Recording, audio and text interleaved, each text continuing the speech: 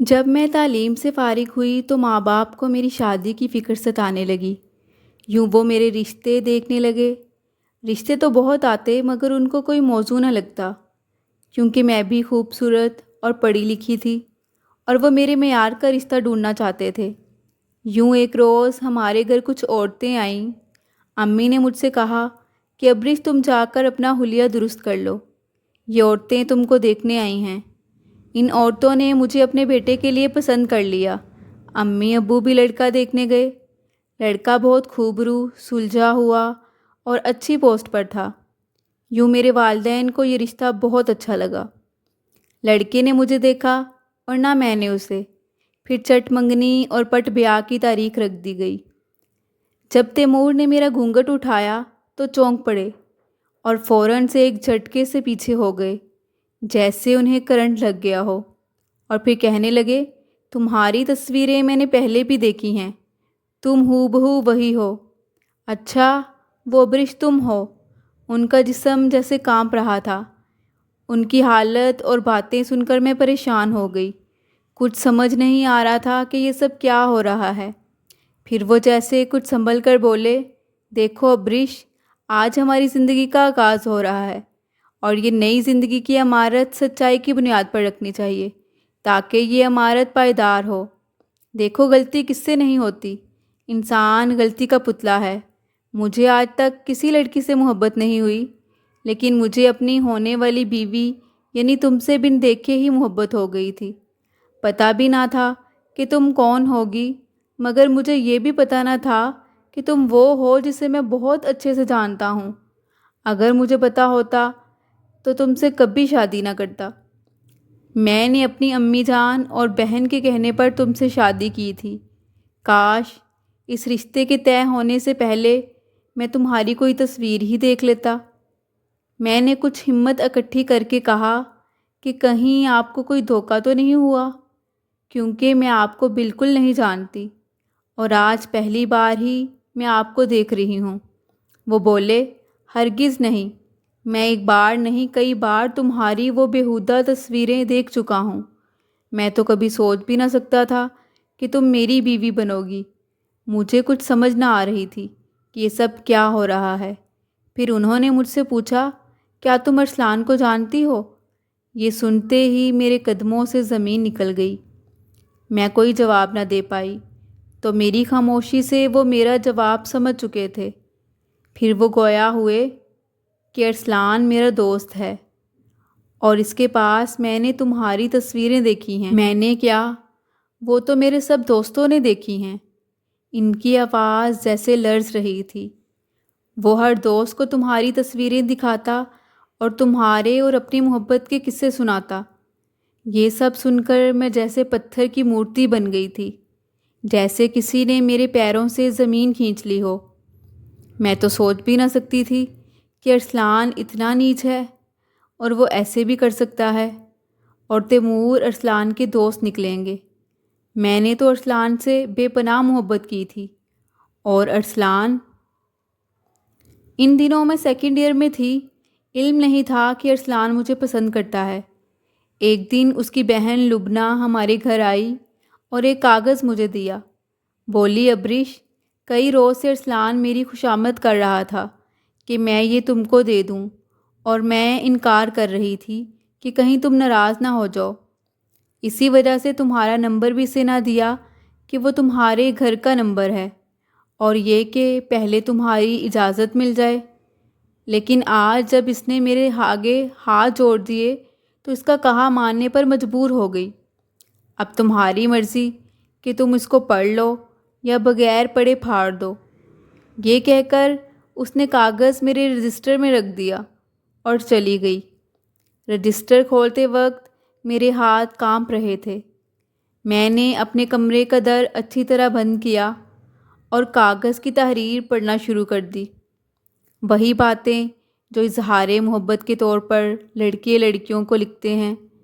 اس وقت میرا دل ایسے دھڑک رہا تھا جیسے میرے ہاتھ میں اس کا خط نہیں، ایٹم بم ہو جو تھوڑی دیر میں پھٹ جائے گا۔ کاش میں سمجھتی کہ یہ خط واقعی ایٹم بم ہی ثابت ہوگا اور بعد میں میری زندگی کے حسین مرغزاروں کی قبریں بنا ڈالے گا تو اس کو کبھی کھول کر نہ پڑتی۔ خدا کا شکر کہ اس تحریر کا جواب لکھ کر اپنی سہیلی کے حوالے نہ کیا۔ البتہ میری خاموشی سے ارسلان کو ہمت ملی اور چند دنوں کے بعد اس نے اس تحریر کے جواب کے لیے مجھے فون کر دیا۔ کیسی ہو؟ یہ پہلے الفاظ تھے جو 18 برس کی عمر میں میرے کانوں نے کسی نوجوان کے منہ سے سنے تھے۔ سوچا کہ اس بات کو مذاق جان کر بھلا دوں گی، مگر جس بات کو مذاق سمجھ رہی تھی وہ ایک حقیقت تھی۔ بہرحال ارسلان بہت سنجیدہ لگ رہا تھا۔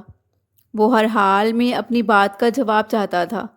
میں نے سمجھانا چاہا کہ ارسلان تم میری سہیلی کے بھائی ہو، پڑوسی ہو، میں تم کو سخت الفاظ میں نہیں کہنا چاہتی، لیکن میں تم سے اس معاشقے کے لیے معذرت چاہتی ہوں۔ میری یہ بات تم اچھے سے ذہن نشین کر لو۔ کہنے لگا، نہیں پلیز تم فون پر مجھے بتا دو کہ اگر کل کو میں تمہارے گھر رشتہ بھیجوں تو تم انکار نہ کرو گی۔ غرض وہ اتنا میرے پیچھے پڑ گیا کہ مجھے اس کا فون اٹھائے بغیر نہ بنی، ورنہ گھنٹیاں بجتی ہی رہتی۔ میرا دل بھی پتھر سے تراشا ہوا نہیں تھا۔ انسان تھی، پھر عمر کے اس دور میں تھی کہ جب لڑکیاں ان باتوں میں آ جاتی ہیں۔ کسی کی توجہ حاصل کرنا فطری بات ہوتی ہے۔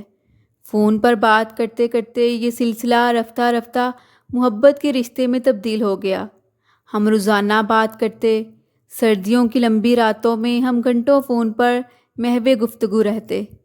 وقت گزرتا رہا اور ایک دن اس نے مجھے کہا کہ ابریش میں کچھ عرصہ کے لیے دوسرے شہر جا رہا ہوں، تم سے بات نہ ہو سکے گی کیونکہ جہاں میری پوسٹنگ ہوئی ہے وہاں سگنلز کا مسئلہ رہتا ہے۔ کیا ہم کہیں باہر مل سکتے ہیں؟ میں نے انکار کر دیا۔ اب میں یونیورسٹی جاتی تھی۔ اس نے اتنا اصرار کیا کہ میں اتنے لمبے عرصے کے لیے جا رہا ہوں، تم سے ایک بار باہر کہیں ملنا چاہتا ہوں۔ تمہارے یونیورسٹی سے واپسی پر ہم کسی ریسٹورنٹ سے کھانا کھائیں گے۔ یونیورسٹی سے واپسی پر میں اس سے ملنے گئی، ہم نے کھانا کھایا اور اس نے میری اپنے ساتھ کچھ تصویریں لیں کہ وہاں جب تمہاری یاد آئے گی تو ان تصویروں کو دیکھ لیا کروں گا۔ اس نے بعد میں فون پر میرا شکریہ ادا کیا اور ٹریننگ کے سلسلے میں چلا گیا۔ ارسلان کے جانے کے چند دن بعد ابو اور ارسلان کے ابو کی لڑائی ہو گئی۔ دونوں کا پیسوں کا لین دین کا معاملہ تھا۔ بات ہاتھا پائی اور پھر تھانے تک پہنچ گئی۔ ارسلان کے ابو جیل میں چلے گئے اور ہماری ان کے گھر والوں سے بول چال تو بند کیا، یوں ہو گیا جیسے ایک دوسرے کے دشمن ہوں۔ اس معاملے سے سب سے زیادہ پریشان میں تھی۔ ارسلان سے بھی رابطہ نہ ہو پا رہا تھا اور میں بیمار ہو کر بستر سے لگ گئی۔ 7 ماہ بعد ارسلان اپنے گھر آیا، لیکن مجھ سے کوئی رابطہ کیا اور نہ کال۔ ادھر امی ابو میری شادی کے لیے فکر مند تھے۔ میں ارسلان کو فون کرتی، وہ نہ اٹھاتا۔ بالآخر جب آئے روز رشتے والے مجھے دیکھنے آتے تو میں نے اپنی دوست کے نمبر سے ارسلان کو کال کی اور صورتحال سے آگاہ کیا۔ وہ ذرا بھی افسردہ نہ ہوا، بلکہ کہنے لگا، تم ہاں کر دو، جو ہو رہا ہے اچھا ہو رہا ہے۔ میں نے کہا، یہ اچھا نہیں ہو رہا کیونکہ ہم ایک دوسرے سے محبت کرتے ہیں، اب تم کچھ کرو۔ اس نے یہ کہہ کر فون بند کر دیا کہ اب میں کیا کر سکتا ہوں، جو ہو گیا سو ہو گیا۔ اس کا لہجہ ایسا اجنبیوں کا سا تھا کہ مجھے اس سے شدید بے عزتی محسوس ہوئی۔ میں نے یہی سمجھا کہ وہ گھر والوں کی وجہ سے مجبور ہے۔ اس کے بعد ارسلان واپس نہ لوٹا، بلکہ ٹریننگ ختم ہونے کے بعد اس کی نوکری فیصل آباد میں ہو گئی۔ البتہ اس دوران وہ کئی بار اپنے گھر آیا لیکن مجھ سے رابطہ نہ کیا، اور پھر میں نے بھی والدین کی فکر کو دیکھتے ہوئے اور ارسلان کو مجبور سمجھ کر والدین کے فیصلے کے آگے سر جھکا لیا، اور آج میں بے جان وجود کے ساتھ تیمور کو دیکھے جا رہی تھی۔ ان کی اپنی حالت قابل رحم تھی کیونکہ ارسلان نے میرے بارے میں بہت غلط باتیں بتا رکھی تھیں جو کوئی بھی مرد اپنی بیوی میں ہونے کا سوچ بھی نہ سکتا تھا۔ اس وقت دکھ کی وجہ سے میری آنکھوں سے آنسو رواں تھے۔ میں نے ان کو کہا، آپ مجھ پر یقین کریں، جس دن آپ کی والدہ اور بہن مجھے دیکھنے آئی تھیں اور میری والدہ کا عندیہ پوچھا گیا تھا، تب میں نے ارسلان کو فون کیا تھا، مگر اس نے مجھے یہ جواب دیا کہ میں کچھ نہیں کر سکتا اور فون بند کر دیا تھا۔ بس اس دن سے مجھے ارسلان سے نفرت ہو گئی اور میں نے عہد کر لیا کہ اب میں اس سے شادی کی آرزو نہ کروں گی، اور جس سے بھی میری شادی ہوگی اسی کا گھر بساؤں گی، اس کی وفادار رہوں گی۔ اس لیے آپ مجھے آزاد نہ کیجیے۔ یہ کہہ کر میں رونے لگی۔ میرے آنسو تھمتے نہ تھے۔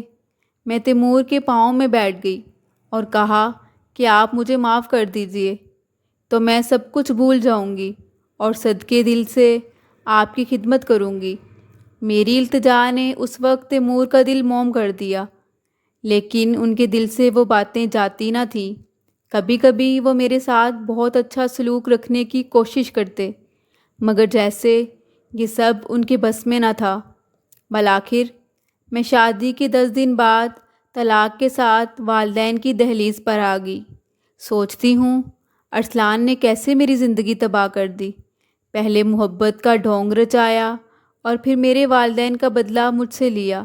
کیا محبت کرنے والے ایسا کرتے ہیں جیسا اس نے کیا؟ اس نے مجھ کو خود اس راہ پر چلنا سکھایا اور پھر خود ہی مجھے رسوا کیا۔ خدا ایسے مردوں کو عقل دے جو اپنی خود نمائی کی تسکین کی خاطر کسی کی زندگی برباد کر ڈالتے ہیں۔